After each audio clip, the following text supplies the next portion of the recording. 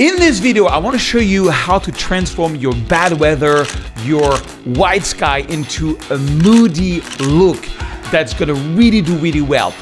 This is the kind of photo that does really well all over Instagram and the internet. It took me years to really figure out how to do it. I just came back from Iceland. And when I was in Iceland, there was a lot of times the weather was very moody, it was very bad. You know, you spend all this money, you do all this travel, and you have like just bad weather all the time. Now, how do you make great photo with bad weather without just going black and white? That's what we're going to explore in this video. Let's do it. The first thing we need to do is I'm going to give you all these raw files so you can train with it, and also Moody preset that we're going to be using. So you can see here there's a Moody landscape.zip here. The way you install the preset in Lightroom is very easy. You just go to File, Import Develop Profile and Preset. I'm going to take the Moody landscape.zip file and it's done. It's installed. We got 1, 2, 3, and 4 Moody. So the first thing I'm going to do is I'm going to use the preset to retouch all these photos. And then I'm going to show you how the presets will build and how you can retouch it without the preset. But I really advise you to download the preset, and you can also download all these photos. Please don't sell them. They're just for you use for training, because I'm going to be selling them in galleries. So this is a photo that I shot. If you look at it, this one is at 0.8 second at f22. I didn't want to put an ND filter, or I didn't have an ND filter. So what I did is I went to ISO 50, f22. So I had a bit of a short exposure. So you can see, let's try Moody 1. And you can see a preset, nah, it's not really working. Let's see Moody 2. Moody 2 is too blue on this one. Moody 3. Yeah, Moody 3 is perfect. Perfect. I'm just going to click Moody 3 and boom. And then I'm going to go here and just erase that spot. And you know, of course, you can go and make some adjustment. Like for example, I want to darken the top here. So I can go in here and add one more linear gradient, because there's probably a few, and make it even darker. Voila. But now you see it's darkening here and here. So we're going to use AI, which is basically what I use on all the other masks, which is 3 dots, intersect mask with sky. When you do intersect mask with sky, what it's going to do is going to make this darker, but not here, which is kind of crazy. Okay, check it out. Now it's only lowering the top of the sky and not the cave itself. So I love this one. On this one, I think I'm going to use the same preset, Moody 3. Boom. So when you use a preset, sometimes you have to go here and check your black and white point. Meaning you hold on the Option key, you check the black point, you make sure it's not... What I want is, black point is pixels which are 100% black. I want about that much. I mean, for a moody look, you want about like 2-3%. So what you see here in black and blue is moody. And then let's boost the whites to reveal the photo. Yeah, I love that one. Look at that. Before, after. Okay, now let's do this one. This one. Okay, let's check Moody 1. No, Moody 2. Moody 3. Ooh, Moody 3 is still a good one. And Moody 4. Oh, I like Moody 4 the best on this one. All right. And you will see in a minute, if you stay till the end, I'll show you how to build this preset for yourself if you don't want to use just the preset. But I kind of like that. I think I want to change the color. Maybe make it more blue and a bit more magenta and less greenish. Something like that. Yeah. Even more blue. I like blue is cold. But check it out. Beautiful glacier in Iceland. Okay, here we have Vesterhorn. Vesterhorn is my favorite beach in the world. It is unbelievable because the way the beach is, the way the mountains are, it's just incredible. I don't know. I've been there 4 or 5 times. Often it's very moody, it's very bad weather, but I love it, love it, love it. So here I'm going to go maybe Moody 1, maybe Moody 2. No, it's too blue. Moody 2, Moody 3. I think I'm going to use Moody 4. I love Moody 4 in this one. Maybe it's a bit too dark. Make sure you check the black point and the white point. All the photos I'm giving you, you can actually train with them and you can post them on social media. Just give me the credit as a photographer and you are the retoucher. Okay, I love that. Look at this. Before, after.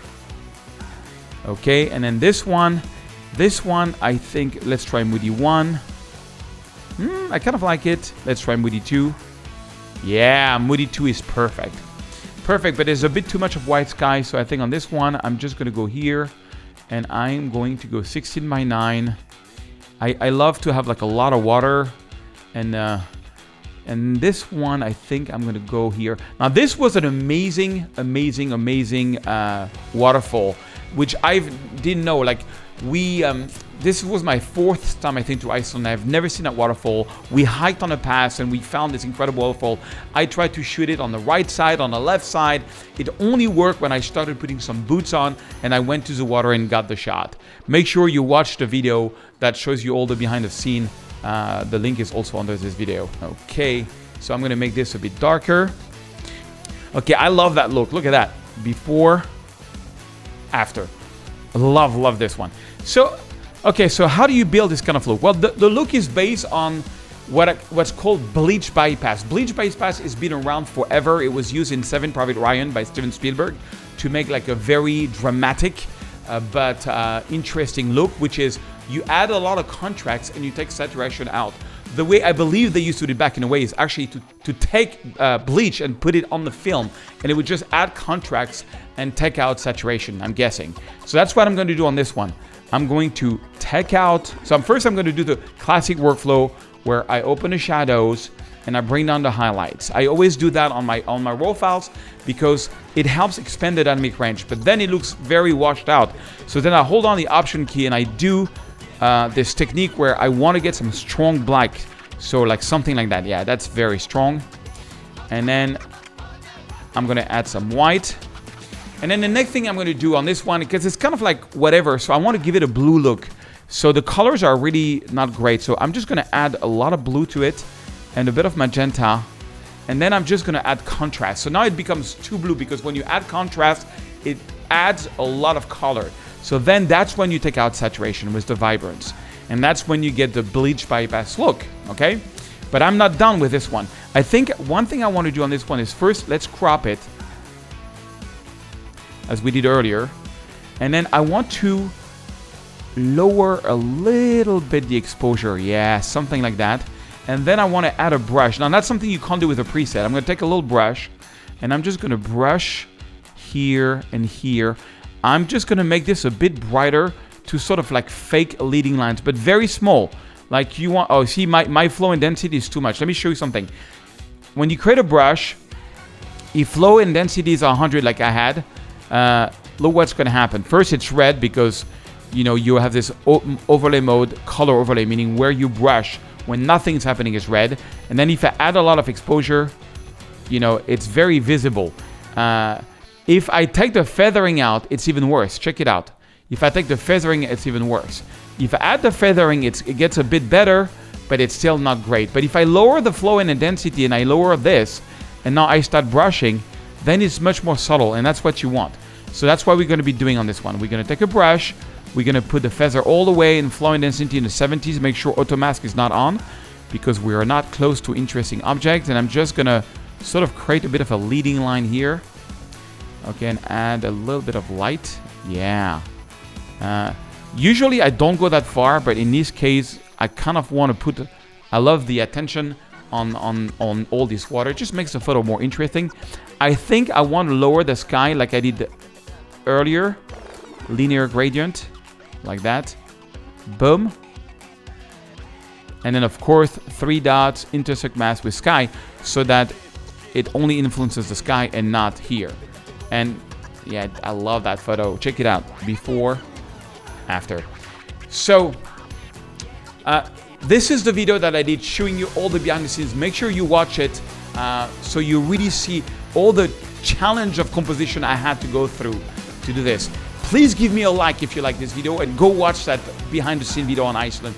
I'm sure you're gonna love it.